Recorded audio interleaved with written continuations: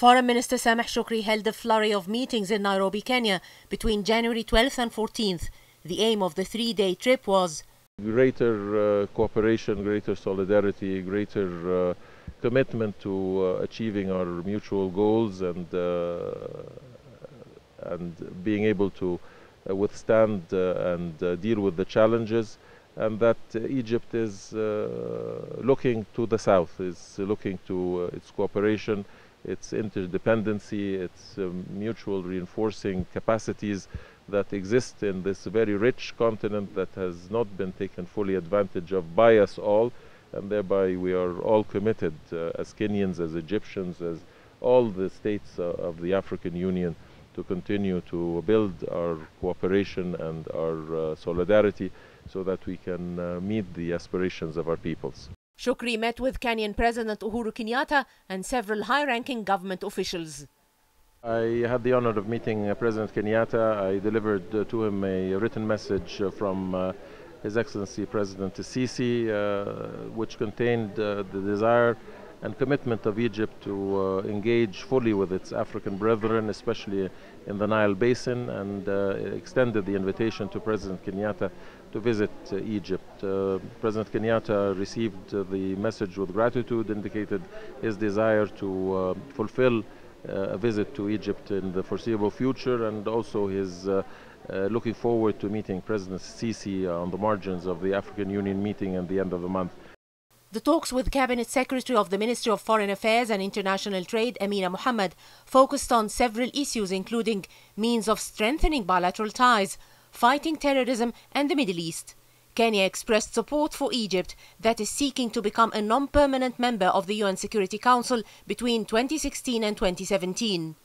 The Egyptian people depend only on the Nile River as the only source of water, and this is unlike the rest of the Nile Basin countries that enjoy other sources of water. Kenya expressed its understanding of Egypt's concerns about its Nile water share and water security. We agreed that it's an issue that we must continue to engage on, and hopefully we can actually organize meetings around that issue so that all the options can be put on the table, all the options can be discussed, and agreements can be arrived at, because I think this is a very emotive issue, but it's a real issue as well. So we need to tackle it very, very carefully, ensuring that nobody's rights are diminished in the process. In an expression of solidarity with the Kenyan people, Shoukry visited the Kenyatta National Hospital to deliver Egypt's medical aid for the treatment of kidney and liver patients. We just discussed with His Excellency the Foreign Minister how, for example, the Children's Hospital in Cairo can assist us in terms of treatment of patients, in terms of even training our health workers. So I think in terms of collaborating through the agencies, we shall certainly go through it and see how we can even sign a memorandum of understanding between, say, my health sector and the health sector in Egypt. Shoukry also met with Speaker of the National Assembly of Kenya, Justin Muturi, Executive Director of the United Nations Environment Programme, UNEP, Akim Steiner, and Executive Director of the United Nations Human Settlements Programme, Juan Clos. Shoukry explained how Egypt is working relentlessly to reflect and elaborate the perspective of African countries in the various environmental agreements, including those of the United Nations Framework Convention on Climate Change. The foreign ministers of Kenya and Egypt, together with Egyptian Minister of Trade and Industry Mounir Fakhry Abdel-Nour, attended the Kenya-Egypt Business Forum, witnessed by over 80 executives from both sides. It was agreed to establish an Egyptian-Kenyan Business Council. The trade between Kenya and Egypt is quite robust. We have exports from Kenya about 347 billion shillings, and we have imports from Egypt of about 550 billion. So the trade is slightly in favor of Egypt by about 30%. But for us, it is a challenge as a Kenyan business community, and we would like to see how we can bridge that gap through more exportation.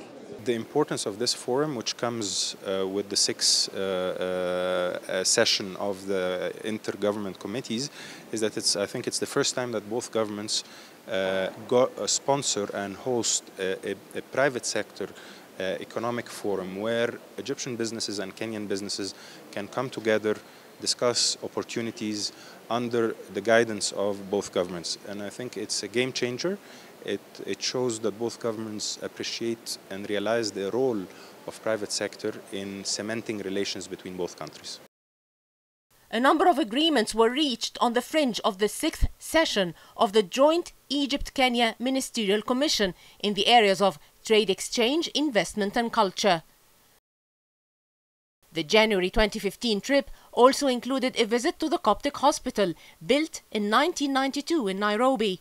It receives over 500 patients daily and conducts 250 operations per month. The Coptic hospital includes the biggest unit in East Africa for HIV and AIDS treatment.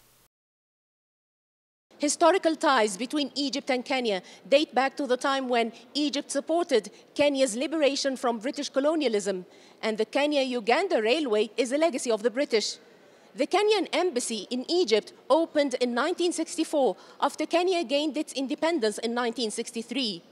The visit of Foreign Minister Sameh Shoukry to Nairobi, Kenya in 2015 is an excellent step to further consolidate bilateral relations. From Nairobi, this is Sewilam for Nile TV International.